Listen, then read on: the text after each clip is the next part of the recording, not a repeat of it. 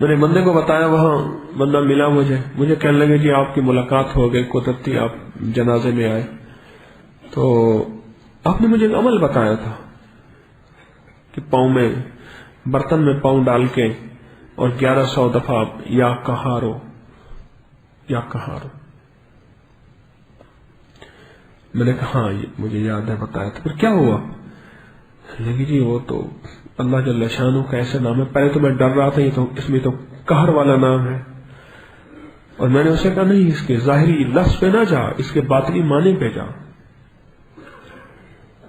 اس سے قہر تیرے پر نہیں برسے گا، ہاں شیطانی جادوئی جناتی اور سفلی چیزوں پہ قہر ضرور برسے گا، اور تیری حفاظت اللہ جل شانہ اس لفظ سے کرے گا۔ ہم باتیں ہی کر رہے تھے تو میں ایک صاحب نے رکا دے دیا، میں نے اس وقت کھولا، ایک طوائف کا تھا۔ میں نے آپ سے فلاں جگہ ٹائم لیا تھا، لاہور میں آئی تھی، ملاقات کی تھی، آپ نے مجھے یا کہارو بتایا تھا اور بیت الخلا کی دعا بتائی تھی۔ ان دونوں چیزوں نے مجھے بدل دیا ہے۔ اب کبھی کبھی ہوک میرے اندر اٹھتی ہے، لیکن وہ ہوک صرف ہوک تک ہوتی ہے، اس کی تکمیل نہیں ہوتی، کہ یہ دو لفظ ایسے ہیں جنہوں نے میرے اندر کے ایک ایک حصے کو روحانیت اور سکون دیا ہے۔ پہلے میری سکون کی راہیں کچھ اور تھی، اب سکون کی راہیں کچھ اور ہیں۔ پہلے منزل کچھ اور تھی، اب منزل کچھ اور ہے، اور اس کی بنیاد یہ دو لفظ ہے۔ اور اس خاتون نے لکھا، یقین جانے میں بچے کو کتنی دیر، پھر میں نے کھولا، پھر پڑھا، پھر کھولا، پھر پڑھا،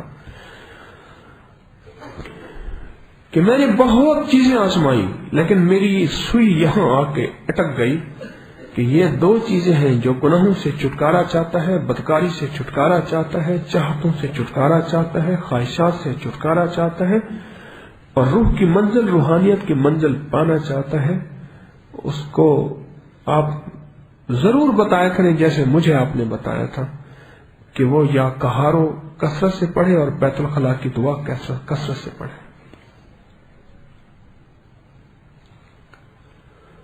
اس کی بنیادی وجہ صرف اور صرف یہی ہے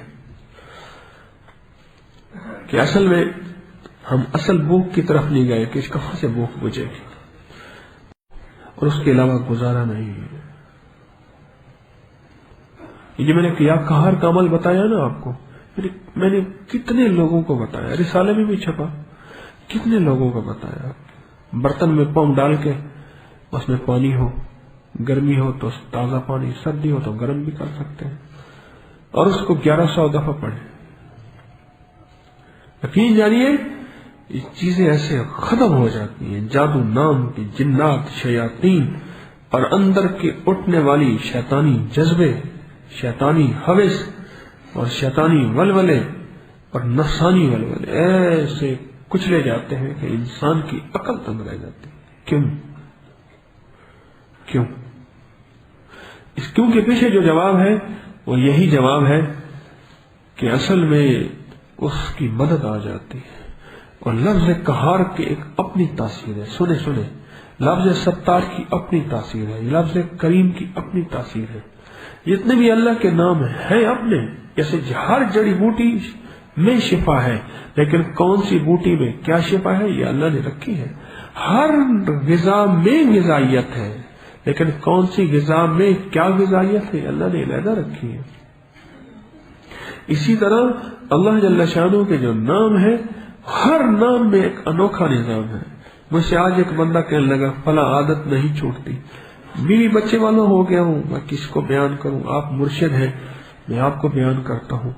میں نے کہا دیکھ تجھے ایک چیز بتاتا ہوں، نماز کے بعد جو ہے نا، وہیں بیٹھے بیٹھے ناک کے اندر انگلی ڈال لے، ایسے انداز سے ہاتھ رکھ کسی کو نظر ہی نہ آئے، لیکن انگلی ناک کے اندر ہو، کپڑوں کے اوپر سے، کپڑے کے اندر سے نہیں، ہٹانا ضروری نہیں، ایسے ہاتھ رکھ لے کسی کو محسوس ہی نہ ہو، لیکن شہادت کی انگلی ناک کے اندر ہو، اور یا کہار پڑھ اور بغیر گنے پڑھ، اتنا پڑھ کے سانس روک کے، سانس جب ٹوٹنے لگے ہلکی سی وہاں پھونک مار دے، ظاہر میں نہ مار، تصور میں مار دے، کسی کو نہیں دکھانا چاہتا.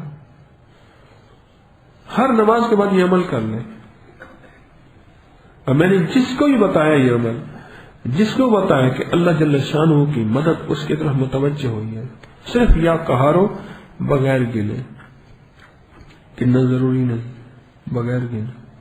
مجھے ایک صاحب کہنے لگے کہ میرا ذکر مجھ سے چھن گیا، مجھے محسوس ہوتا ہے کوئی گناہ تھا، کوئی نافرمانی تھی، کوئی مرشد کی بے ادبی ہوئی ہے، کہیں کوئی میرا ذکر، میری تسبیح، میرے اعمال مجھ سے چھن گئے ہیں. تو میں نے کہا جو تجھے نظر آئے اس کے تو استغفار کر جہاں کوئی کمی کوتاہی ہے، اور یہ انگلی ناک میں اور یا کہاروں کا عمل کر. مجھے کچھ عرصے کے بعد کہنے لگا جی اللہ پاک نے کرم کیا اور مجھے واپس تسبیح کی توفیق، ذکر کی توفیق، اعمال کی توفیق مل گئی ہے.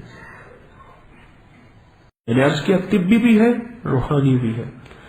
جو روحانی عروج چاہتے ہیں نا، جو کہتے ہیں بے داغ زندگی گزر جائے، وہ ناف کو سمجھے.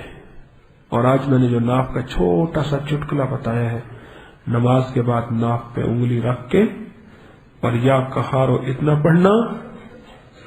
پڑھنا، سانس روک کے، کہ بس جب سانس ٹوٹنے لگے تو تصور ہی میں پھونک مارتے.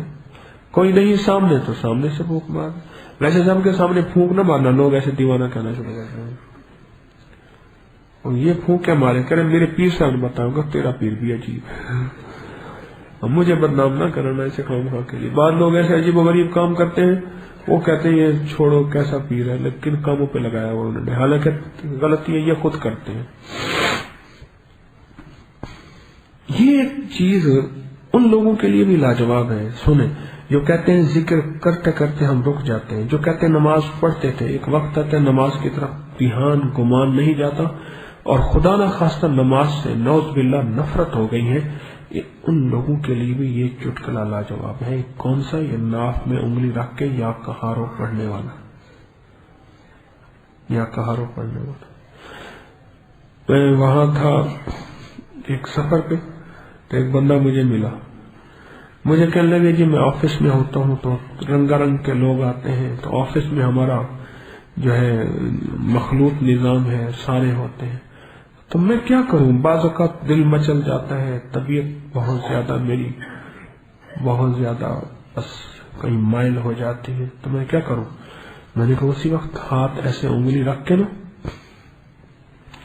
اور دل ہی دل میں یا کہارو پڑھ، انگلی ایسے انداز سے میں نے ان سے کہا رکھ ناف کے اندر، ایسے ہاتھ رکھ کے کسی کو پتہ نہ چلے. جیسے بندہ ایسے ہاتھ رکھ کے بیٹھا ہے، اور میں نے کہا ضروری اس طرف دیکھنا بھی نہیں ہے، اور دل ہی دل میں یا کہارو پڑھ. وضو ہے یہ نہیں ہے، اور جب سانس ٹوٹنے لگے تو پھونک مار دے. میں نے کہا اسی وقت ایسے اثر ٹوٹے گا نفس اور شیطان کی جالوں کا، تو خود حیران ہوگا. بالفرض کچھ رہ گیا ہے، ایک دو دفعہ پھر عمل کر. اور اب جو میں عمل بتانے لگا ہوں وہ ناف والا ہے. سوتے ہوئے ہر بندہ نہ کرے، کوئی حرج نہیں. جن کو یہ مسائل ہوں وہ ضرور کرے، جن کو یہ مسائل ہوں وہ ضرور کرے.